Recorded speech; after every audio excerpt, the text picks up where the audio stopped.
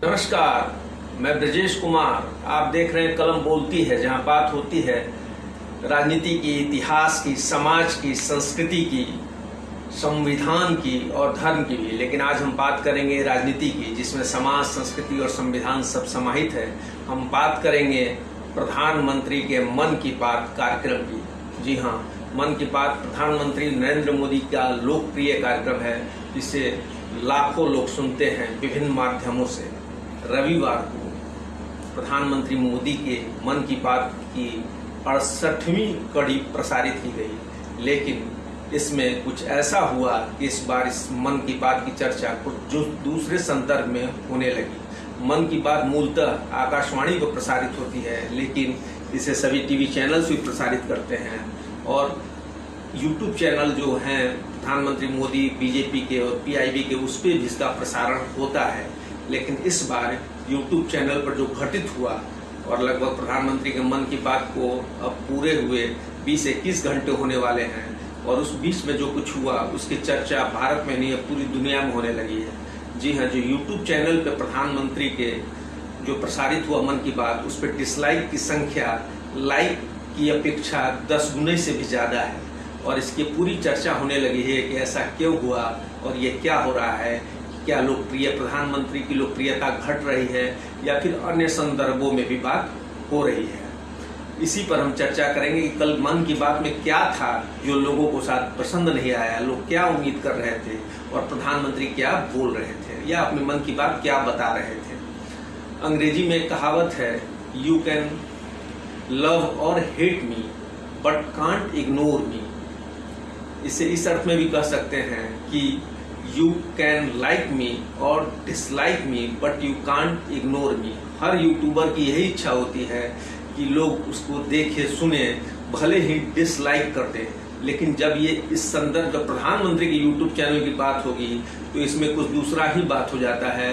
लोग उम्मीद करते, बात हो जाती है, लोग उम्मीद करते हैं कि प्रधानमंत्री जो सबसे लोकप्रिय प्रधानमंत्री बताए जाते हैं, उनके मन की बात को भी लोग खूब पसंद करेंगे, अर्थात लाइक की संख्या हमेशा डिसलाइक से बहुत ज्यादा होगी। अमूमन ऐसा होता भी रहा है, लेकिन 68वीं कड़ी में कुछ ऐसा हुआ कि बहुत कुछ बदल गया और बहुत ही, क्या उसको कहते हैं, हंगामा बरपा हुआ है कि क्यों ऐसा हुआ।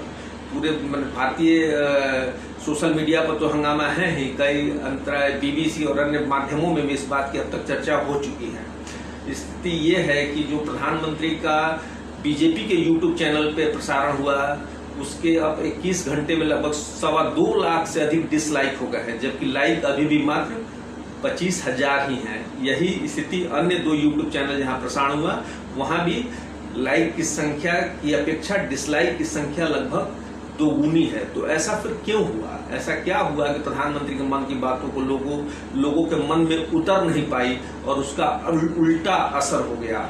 रविवार का दिन था, लोग बहुत क्या उत्साह में नहीं थे, या उत्साह लगभग कम हो रहा है, या प्रधानमंत्री की बातों पर विश्वास कम हो रहा है।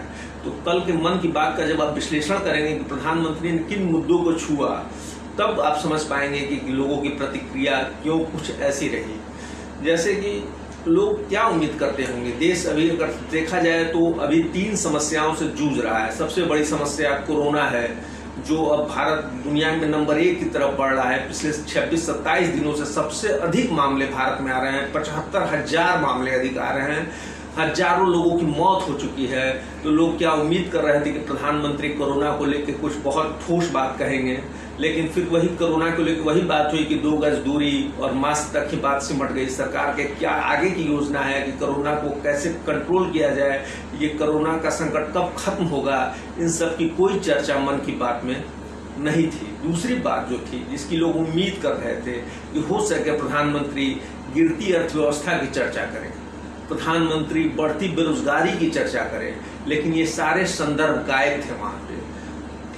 किसानों की बात जरूर हुई, किसानों की मेहनत की बात जरूर हुई, किसानों के उत्पादन के प्रतिशत की बात जरूर हुई, लेकिन ये जो नया बेरोजगारी लगभग करोड़ों बेरोजगारी बढ़ गई। ऑफिशियली लगभग जो 1,89,00,000 वेतनभोगी थे उनकी नौकरी छूट गई है। अभी और नौकरी जाने की संभावना है।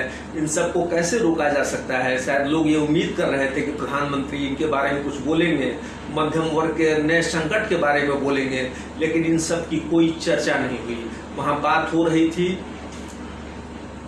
कुछ अन्य संदर्भों की, जैसे खिलौनों की बात हो रही थी और कुत्तों के पालने की बात हो रही थी। हालांकि इन सब के संदर्भ अच्छे थे, लेकिन शायद लोगों के मन मुताबिक नहीं थे या लोगों को सुहाए नहीं, जिसको मन में सुहाना न कहते हैं, वो लोगों के साथ नहीं हुआ।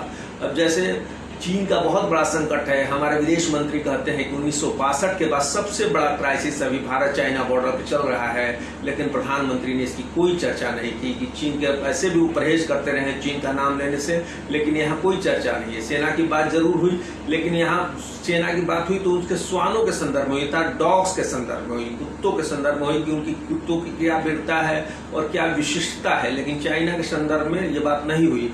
और अंत में बात भारतीय नस्ल के कुत्तों पर चली गई और कुत्तों को पालने की बात होने लगी। अब इस देश में, इस संदर्भ में देखिए कि जब भयानक बेरोजगारी है, अर्थव्यवस्था खत्म है, लोग भोजन के लिए संघर्ष कर रहे हैं, लोग अपने बच्चों के लिए भोजन जुटाने लगे हुए हैं, तो उस समय लोगों को ये बात कैसे अच्छी लगेगी कि आप खिलौने खरीदने की बात करें, आप कुत्ते पालने की बात करें। तो ये क्या यही सब कारण थे कि लोगों का डिसलाइक बढ़ गया प्रधानमंत्री के मन की बात के प्रति? अब हम आगे आए तो एक बात और प्रधानमंत्री ने कही कि सितंबर माह पोषण का सप्ताह है। अब पोषण का सप्ताह पर उन्होंने बहुत उत्साहजनक बातें कही, लेकिन जमीनी सच्चाई हम आप सब जानते हैं कि दुनिया में जितने कुपोषित लोग हैं या बच्चे हैं, उनमें 40% भारत में पाए जाते हैं। और प्रधानमंत्री के 6 साल के शासनकाल में कुपोषण को लेकर कोई खास तरक्की या प्रगति नहीं हो पाई है। अध्ययन बता रहे हैं कि कोरोना काल में कुपोषण का दर और बढ़ गया है और सबसे अधिक संकट में बच्चे और गर्भवती महिलाएं हैं। उम्मीद की जा रही है कि भारत में 2 से 3 करोड़ नए कुपोषित लोग इस कोरोना और बेरोजगारी के काल में कुपोषित लोगों में शामिल हो जाएंगे। तो ऐसे में सिर्फ कुपोषण की औपचारिक बात, जबकि सारे लोग जानते हैं कि भारत में जो कुपोषण दूर करने की व्यवस्था है ICDS के द्वारा, उसमें कितना भ्रष्टाचार है। CDPO से लेकर आंगनबाड़ी केंद्रों तक भ्रष्टाचार का कैसा खेल खेला जाता है, जिसमें बच्चों और गर्भवती महिलाओं को मिलने वाले पोषाहार का निरंतर घोटाला चलता है। खाएंगे ना खाने देंगे कहकर आने वाले प्रधानमंत्री ने इस दिशा में सच्चाई यही है कि 6 साल में कुछ नहीं किया है। गांव में लोग जानते हैं कि आंगनबाड़ी केंद्र का अनाज कहाँ जा रहा है, PDS का अनाज कहाँ जा रहा है। अब हम जब आप कुपोषण की बात करते हैं तो अध्ययन बताते हैं या कुपोषण का शास्त्र बताता है कि एक व्यक्ति को कम से कम 1 महीने में 12 किलो अनाज मिलना चाहिए।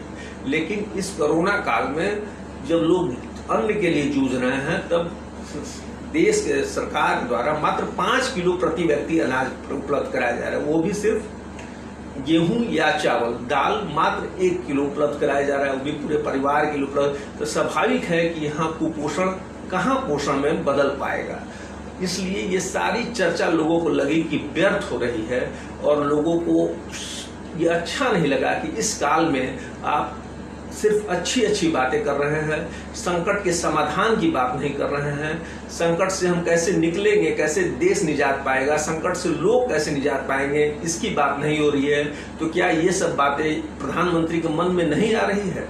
क्या सिर्फ एक पॉजिटिवनेस के नाम पर सब कुछ चलता रहेगा? प्रधानमंत्री ने अंत में कहा कि सब सुखी हों, सब स्वस्थ हों, तो ये भी एक विरोधाभास है कि अभी इस काल में जब सबसे बड़ा स्वास्थ्य चैलेंज है और सबसे अधिक भोजन पर भी सबसे बड़ा संकट है, तो कौन स्वस्थ होगा, कौन सुखी होगा? यद्यपि एक वर्ग जरूर है जो इस संकट काल में भी आपदा को अवसर में बदलने पर आपदा है, तो वो जरूर सुखी हो जाएगा।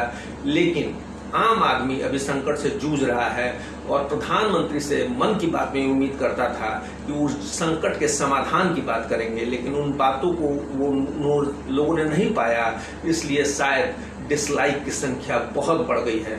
लेकिन आगे हम उम्मीद करते हैं कि प्रधानमंत्री जरूर फिर मन की बात में लोगों की मन की बात भी रखेंगे, तो फिर लाइक की संख्या बढ़ेगी। लेकिन फिलहाल इस बार तो डिसलाइक बहुत ज्यादा हो गया है और लग नहीं रहा है कि लाइक उसको छू भी पाएगा, बहुत पीछे है। इसलिए अगर आपको मेरा विश्लेषण सही लगा तो आप मेरे चैनल को सब्सक्राइब कर सकते हैं। धन्यवाद।